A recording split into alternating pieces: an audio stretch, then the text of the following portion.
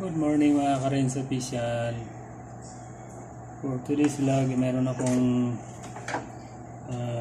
chicken na water heater. Panginitan ng tubig. So, isaksak ko mga ka-Renz kung meron siyang power. So, switch natin. Yun. Hindi po siya umilaw mga ka-Renz. So, tatanggalin natin mga ka-Renz. So, unahin natin chicken mga ka-Renz yung connection nitong heating element. Okay ba siya? Meron siyang contact yung kanyang, ito yung mga ka-Renz, yung line 1 saka line 2. Kahit magkabaliktad, okay naman. So, switch natin.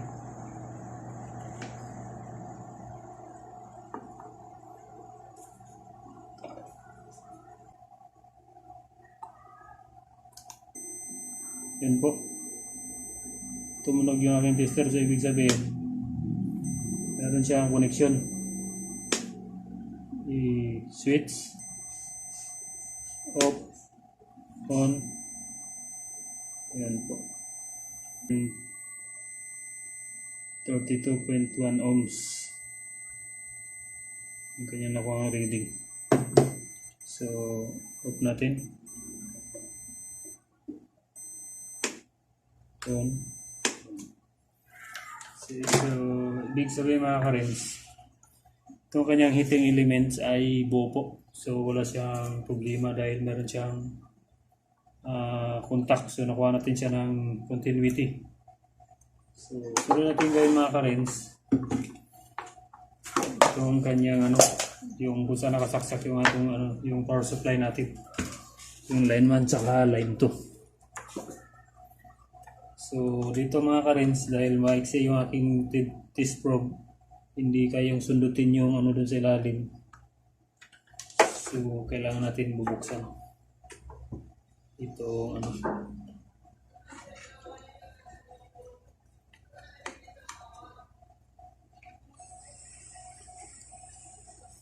kailangan natin bubuksan.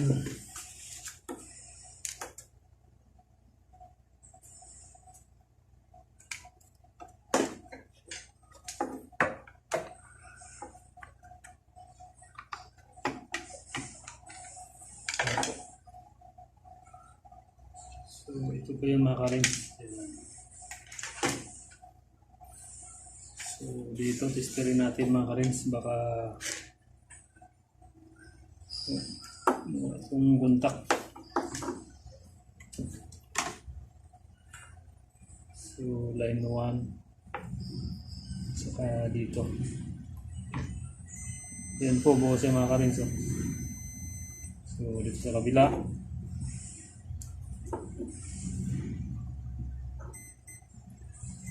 yan buo din po.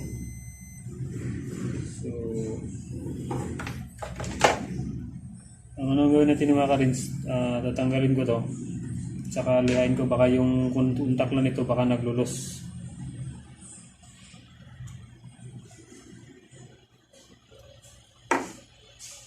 So kailangan natin yan ito mga ka-Renz, dahil medyo malayo na, kailangan natin i-bend kunti.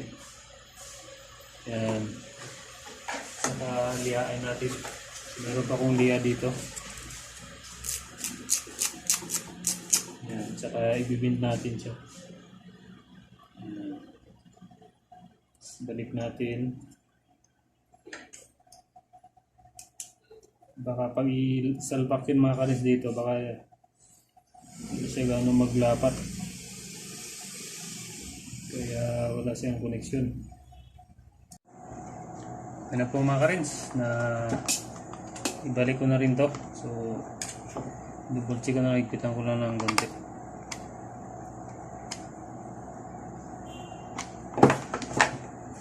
So sige mga ka-Renz, isaksak ko na to sa outlet.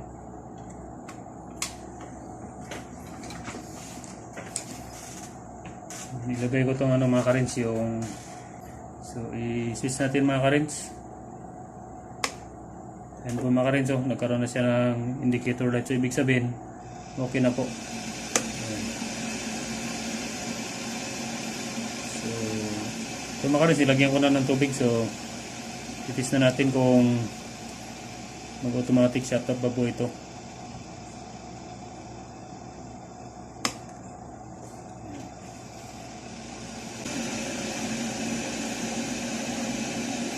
Hintayin na lang natin mga karins kung gumagana pa rin ba yung kanyang automatic shut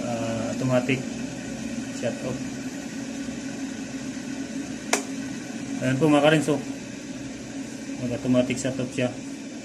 So ibig sabihin mga karins, good pa po itong water heater na to, dahil yung kanyang automatic shut off ay gumagana pa rin. So shout out para mga karins ito sa may-ari itong water heater, yung kumpare ko po. So pinacheck niya sa akin dahil sabi niya wala na daw, pag nakasaksak na sa outlet wala na daw power, hindi na gumagana. So ngayon mga karins, nakita nyo naman na gumagana po siya. So shout out pala mga karins sa mga silent viewers saka subscriber. So bye-bye na po mga karins. So see you my next video. Kita kits. Bye bye.